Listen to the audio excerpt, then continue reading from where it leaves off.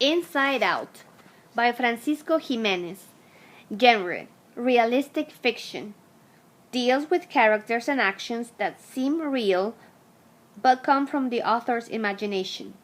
As you read, notice how the author makes the setting and characters come to life.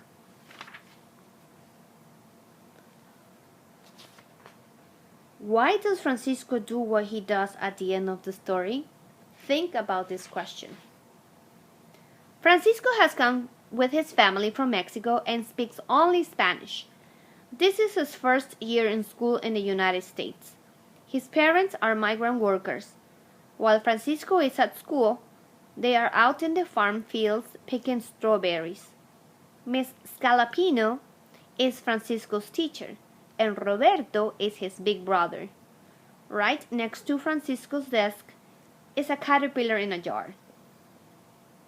In time, I learned some of my classmates' names. The one I heard the most and therefore learned first was Curtis. Curtis was the biggest, strongest, and most popular kid in the class. Everyone wanted to be his friend and play with him. He was always chosen captain when the kids formed teams.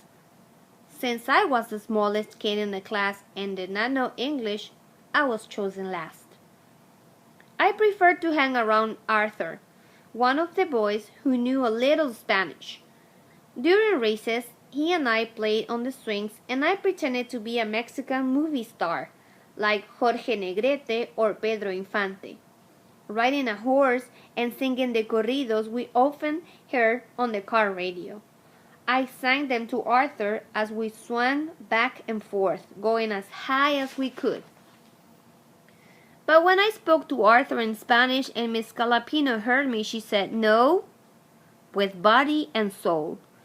Her head turned left and right 100 times a second, and her index finger moved from side to side as fast as a windshield wiper on a rainy day. "English, English," she repeated. Arthur avoided me whenever she was around. Often during recess, I stayed with the caterpillar. Sometimes it was hard to spot him because he blended in with the green leaves and twigs. Every day I brought him leaves from the pepper and cypress trees that grew on the playground. Just in front of the caterpillar, lying on top of the cabinet, was a picture book of caterpillars and butterflies. I went through it, page by page, studying all the pictures and running my fingers lightly over the caterpillars and the bright wings of the butterflies and the many patterns on them. I knew caterpillars turned into butterflies because Roberto had told me, but I wanted to know more. I was sure information was in the words written underneath each picture in large black letters. I tried to figure them out by looking at the pictures. I did this so many times that I could close my eyes and see the words, but I could not understand what they meant. My favorite time in school was when we did art, which was every afternoon, after the teacher had read to us. Since I did not understand Miss Scaloppine when she explained the art lesson, she let me do whatever I wanted. I drew all kinds of animals, but mostly birds and butterflies. I sketched them in a pencil and then colored them using every color in my crayon box. Miss Scaloppine even tacked one of my drawings up on the board for everyone to see. After a couple of weeks, it disappeared, and I did not know how to ask where it had gone. One cold Thursday morning during recess, I was the only kid on the playground without a jacket. Mr. Sims must have noticed I was shivering because that afternoon, after school, he took me to his office and pulled out a green jacket from a large cardboard box that was full of used clothes and toys. He handed it to me and gestured for me to try it on. It smelled like graham crackers. I put it on, but it was too big, so he rolled up the sleeves about 2 inches to make it fit. I took it home and showed it off to my parents. They smiled. I liked it because it was green and it hid my suspenders. The next day I was on the playground wearing my new jacket and waiting for the first bell to ring. I saw Curtis coming at me like an angry bull, aiming his head directly at me and pulling his arms straight back with his hands clenched. He stomped up to me and started yelling. I did not understand him, but I knew it had something to do with the jacket because he began to pull on it, trying to take it off of me. The next thing I knew, he and I were on the ground wrestling. Kids circled us. I could hear them yelling Curtis' name and something else. He pulled on one of the sleeves so hard that it ripped at the shoulder. He pulled on the right pocket and it ripped. Then Miss Scaloppino's face appeared above. She pushed Curtis off me and grabbed me by the back of the collar and picked me up off the ground. It took all the power I had not to cry.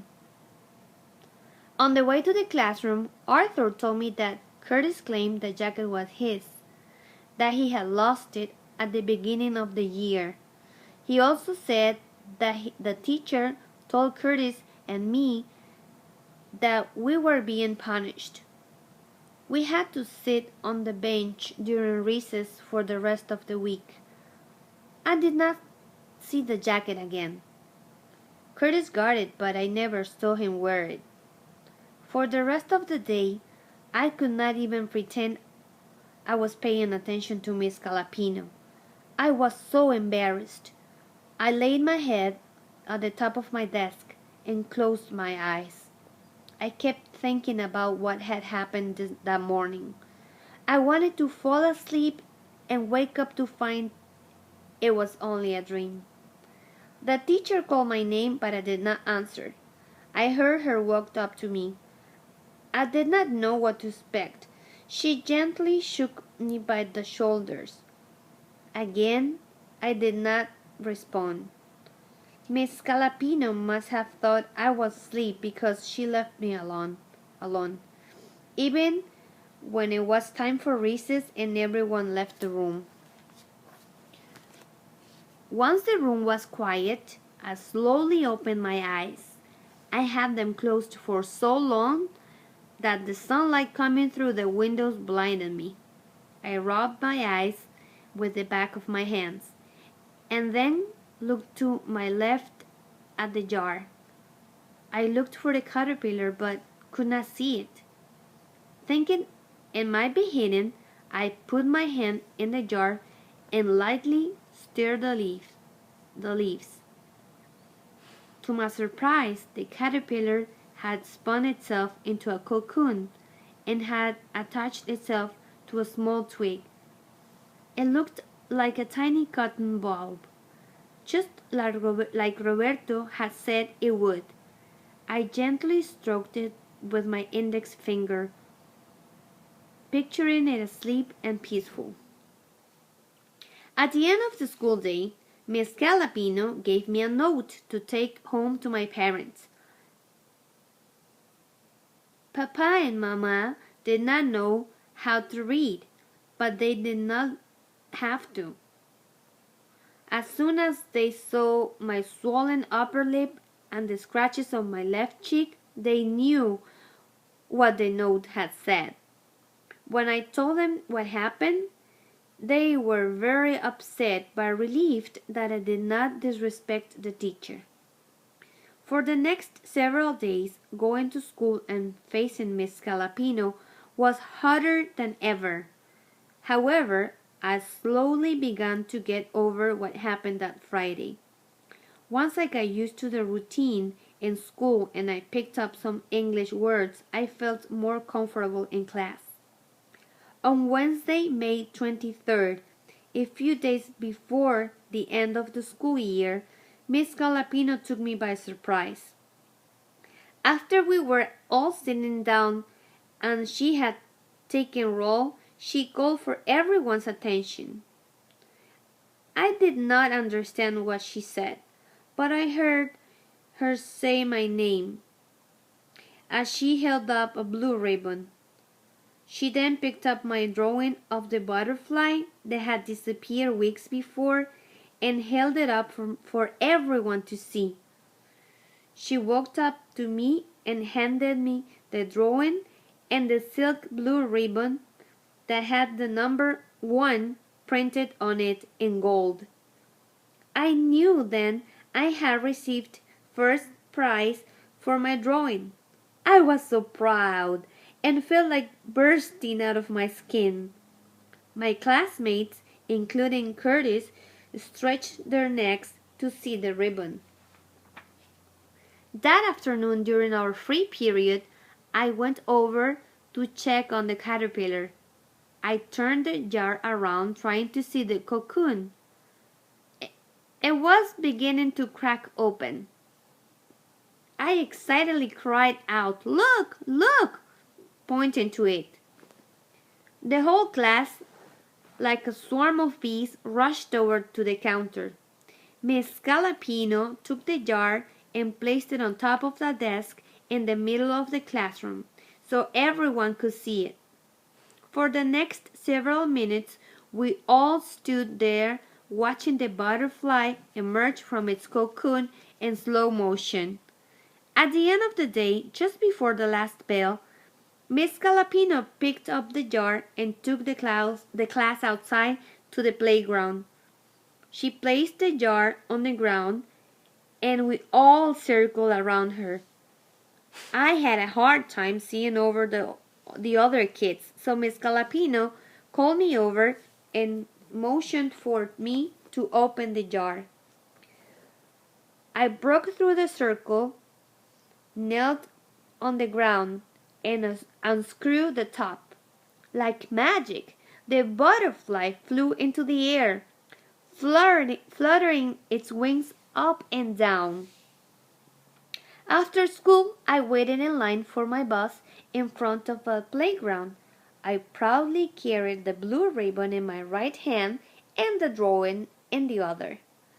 Arthur and Curtis came up and stood behind me to wait for their bus. Curtis motioned for me to show him the drawing again. I held it up so he could see it. "He really likes it, Francisco," Arthur said to me in Spanish. "¿Cómo se dice es tuyo en inglés?" I asked. "It's yours," answered Arthur. "It's yours," I repeated, handing the drawing to Curtis.